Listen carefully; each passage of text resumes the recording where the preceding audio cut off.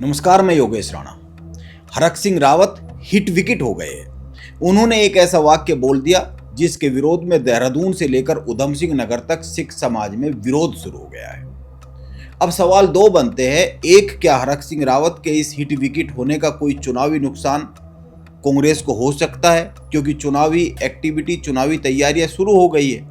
और दूसरा सवाल, क्या हरक सिंह रावत के इस एक बयान से, जो उन्होंने दिया है कि 12 बज गए हैं वाला जो बयान है, बयान से बीजेपी को इतनी बड़ी राहत मिल गई है, बीजेपी के खेमे में बड़ी राहत दिख रही है, क्योंकि धराली का मामला एकाएक सोशल मीडिया की सतह से गायब हो गया है। आप दो बातों पर गौर कीजिए। पहली बात, सोशल मीडिया माहौल तो बनाता है, लेकिन वो परिणाम तय करने की स्थिति में अभी तक उतना नहीं है जितना इसको लेकर हल्ला होता रहता है। अभी बिहार को ही आप देख लीजिए। यदि परिणाम सोशल मीडिया के ट्रेंड से तय हुआ करते होते अभी, तो पीके बिहार में थोड़ा सा कमाल तो करते हुए दिख जाते। यह तो हुई पहली बात। अब दूसरी बात पर आते हैं कि 2027 के विधानसभा चुनाव में दो मुद्दे बड़ी भूमिका निभा सकते हैं। अभी तक खासकर गढ़वाल की पर्वतीय सीटों पर मानना यह चाहिए कि ये जो दो मुद्दे अभी उठे हैं, एक थराली और दूसरा वन्य जीव मानव संघर्ष, यह चुनाव तक जाएगा। इसका असर चुनाव तक रहेगा। भले ही ये दोनों मामले सोशल मीडिया से कुछ ही दिनों में गायब हो जाने वाले हो, या फिर सोशल मीडिया की सतह से अभी गायब हो गए हो, लेकिन इनका असर रहेगा, यह मान ही लेना चाहिए। बीजेपी को इन दोनों ही विषयों पर चिंता है। इसको दो ही उदाहरण से समझा जा सकता है। पहली बात, धराली पर बीजेपी की तरफ से कोई बहुत अधिक आक्रामक जवाब नहीं आया। कर्नल अजय कोटियाल तो कहां पर है, वो मीडिया के सामने सीधे तौर पर आए नहीं है। ये पता ही नहीं है वो क्यों नहीं आए। वो कोई बयान देने सामने नहीं आए। इसके साथ ही उन्होंने जो दूसरा बयान जारी किया, वो जो एक वीडियो उन्होंने शेयर किया था, उसके बाद उसमें भी अपने पहले बयान का तो कोई खंडन नहीं किया। उन्होंने केवल ये कहा कि कांग्रेस राजनीति कर रही है, और बीजेपी की तरफ से और भी जितने बयान आ रहे हैं वो केवल यही आ रहे हैं कि कांग्रेस राजनीति कर रही है। धराली पर जो कर्नल अजय कोटियाल ने कहा है, उस पर तो कोई सीधा जवाब बीजेपी की तरफ से आ नहीं रहा है। यानी बीजेपी के सभी कैंप में इस पर चिंता है। अब दूसरी बात, गढ़वाल के पर्वतीय हिस्सों में हो रहे जंगली जानवरों के हमले और इन हमलों में जा रही आम लोगों की जान एक गंभीर विषय बनता हुआ दिख रहा है। यदि ऐसा नहीं होता, गंभीर विषय बनता नहीं दिखता, तो बीजेपी के दो सांसद, लोकसभा सांसद अनिल बलूनी और राज्यसभा सांसद महेंद्र भट्ट, इन मुद्दों को संसद में ना उठाते और केंद्र सरकार से मदद की गुहार ना लगाते। इसीलिए यह तो तय ही मानना चाहिए कि इन दोनों ही मुद्दों को लेकर बीजेपी के हर कैंप में चिंता है, राजनीतिक तौर पर। अब रही बात हरक सिंह रावत के बयान की, तो हरक सिंह रावत ने माफी मांगी है। हालांकि इसके बाद भी विरोध रुकता हुआ तो नहीं दिख रहा है। अति उत्साह कई बार भारी पड़ जाता है, ये हरक सिंह रावत को पड़ता हुआ दिख रहा है। राजनीति में अधिक बोलना कोई बुरी बात नहीं है, लेकिन लॉजिकल बोलना, सही समय पर सही बात बोलना, कहाँ कितना बोलना है, कहाँ चुप रह जाना है, कौन विषय गंभीरता का है और कौन विषय ऐसा है जिस पर कुछ चटक बातें कही जा सकती है, जिस पर कुछ हंसी मजाक कहा जा सकता है। राजनीति में बहुत सारी बातें ऐसी होती है, उस पर व्यंग भी नहीं किया जाता। गंभीर बातें गंभीर होती है और व्यंगात्मक शैली में जवाब जहां देना होता है वहां दिया जाता है। बहुत ही जरूरी होता है इन बातों का ध्यान रखना। इसीलिए हरक सिंह रावत से एक बड़ी चूक तो हुई है। और हरक सिंह रावत जमीनी समीकरण साधने के अच्छे खिलाड़ी माने जाते हैं। अगर आप देखेंगे, कांग्रेस ने भी उनको जो काम सौंपा है वो प्रबंधन का काम सौंपा है, चुनाव प्रबंधन का। और उनकी राजनीतिक यात्रा को भी देखेंगे तो वो अलग अलग दलों में जाते रहे और अलग अलग विधानसभा सीटों से चुनाव जीतते रहे।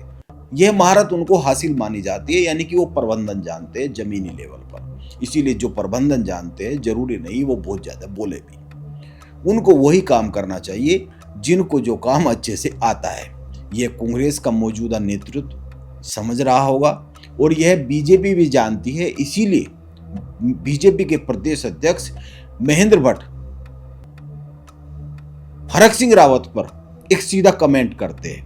वो व्यंगात्मक लहजे में कह रहे हैं या फिर सचमुच उन्होंने हरक सिंह रावत की कुंडली देखी है, ये तो पता नहीं है। लेकिन महेंद्र भट्ट इसीलिए उन पर वो कमेंट कर रहे हैं। इसीलिए बीजेपी के प्रदेश अध्यक्ष महेंद्र भट्ट, हरक सिंह रावत का जो बाद में आया बयान वो, गणेश गोदियाल कांग्रेस के प्रदेश अध्यक्ष जो कह रहे हैं वो, और जो हरक सिंह रावत ने बयान दिया और उसके बाद जो फिर अंदर बैठकर मीटिंग हुई, उस मीटिंग में क्या निष्कर्ष निकला, क्या बातें हुई, ये कुछ 2-4 बातें सुननी और समझनी चाहिए।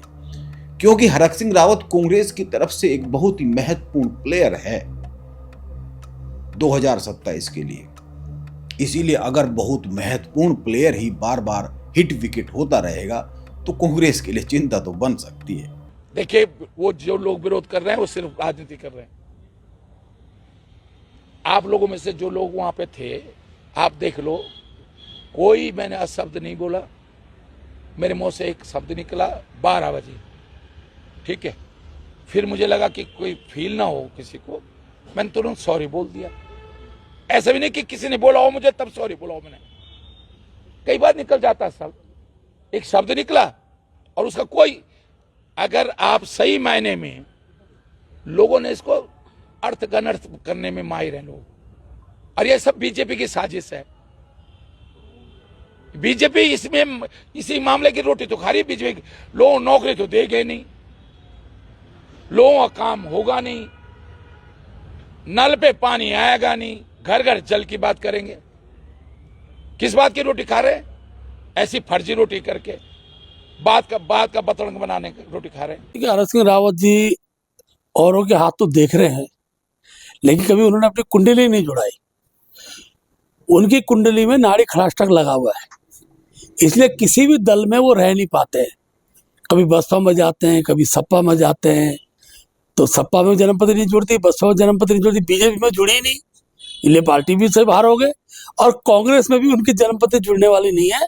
नाड़ी खड़ाष्टक बड़ा दोष होता है, और वही दोष जो है उनको कहीं टिकने नहीं देता है। तो पहले वो अपनी जन्मपत्री किसी ठीक ठाक पंडित को दिखाएं। वैसे तो मैं भी पंडिताई का काम अब करता नहीं हूँ, लेकिन मैं उनकी जन्मपत्री बिना देखे बता सकता हूँ, नाड़ी खड़ाष्टक दोष बहुत जल्दी खत्म होने वाला नहीं है। देखिए, ऐसा है कि सबसे पहली बात कि मैं तमाम हमारे सिख भाइयों को निवेदन के साथ इस बात को कह रहा हूँ कि जिस कौम ने सनातन की रक्षा के लिए अपने शीश बलिदान दिए हों, उस कौम के लिए या उस कौम के किसी भी व्यक्ति के लिए हमारे मन में श्रद्धा का जो चरम भाव है, उसके सामने ये हो ही नहीं सकता कि हम उनके प्रति कोई ऐसी बात हमारे मुंह से निकले। कल के प्रश्नगत प्रकरण में जो ये मामला सामने आया है, ये मुझे लगता है कि जुबान फिसलने का मामला है। उनके मन में किसी के लिए ऐसी बात नहीं थी, लेकिन जुबान फिसलने वाली बात है। अचानक से वो रॉ में नारे लगाते लगाते उनकी जुबान फिसल गई, जिसके लिए उन्होंने स्वयं भी माफ़ी मांग ली है। प्रदेश कांग्रेस का अध्यक्ष होने के नाते मेरे किसी भी साथी ने, कार्यकर्ता ने, उनके मुंह से जुबान फिसल कर इस प्रकार की अगर कोई बात निकली है तो मैं उसके लिए सभी से क्षमा प्रार्थी हूँ। और मैं उम्मीद करता हूँ कि जब भी कोई लोग इस तरह, मतलब जो हम पब्लिक मीटिंग्स में जाते हैं, सार्वजनिक रूप से अपनी बात रखते हैं, तो बहुत सोच समझकर अपनी बात रखें। मैं ऐसा चाहता हूँ। वाणी एक गल कहती है कबीर, जहाँ ज्ञान तहाँ धर्म है, जहाँ झूठ तहाँ पाप, जहाँ झूठ तहाँ पाप, जहाँ क्षमा तहाँ आप। इस करके असी सारी सिख समाज इस चीज ਨੂੰ, क्योंकि हरक सिंह रावत जी बहुत अच्छे दिल दे सच्चे ने, ਇਹ ਭੁੱਲ ਚੁੱਕ ਇਹਨਾਂ ਕੋਲ ਹੋ ਗਈ ਆ। ਤੇ ਅਸੀਂ ਸੱਤ ਸਮਾਜ ਜੋ ਹੈ ਅਸੀਂ ਚੜ੍ਹਦੀ ਕਲਾ 'ਚ ਰੱਖ ਕੇ ਵੱਡਾ ਦਿਲ ਕਰਕੇ ਇਸ ਚੀਜ਼ ਨੂੰ ਮਾਫੀ ਕਰਦੇ ਹਾਂ। ਵਾਹਿਗੁਰੂ ਜੀ ਕਾ ਖਾਲਸਾ, हम मुख्यमंत्री पे कांग्रेस ने हरक सिंह रावत को, जैसा कि मैंने कहा, चुनाव प्रबंधन समिति का अध्यक्ष नियुक्त किया है। उनको चुनाव प्रबंधन की जिम्मेदारी सौंपी गई है, तो वो प्रबंधन में माहिर माने जाते हैं, इसीलिए सौंपी गई है। लेकिन बोलने का अति उत्साह कहीं कांग्रेस को ही ना भारी पड़ जाए, यह भी एक सवाल खड़ा हो गया है हरक सिंह रावत के इस प्रकरण के बाद। नमस्कार, मैं योगेश।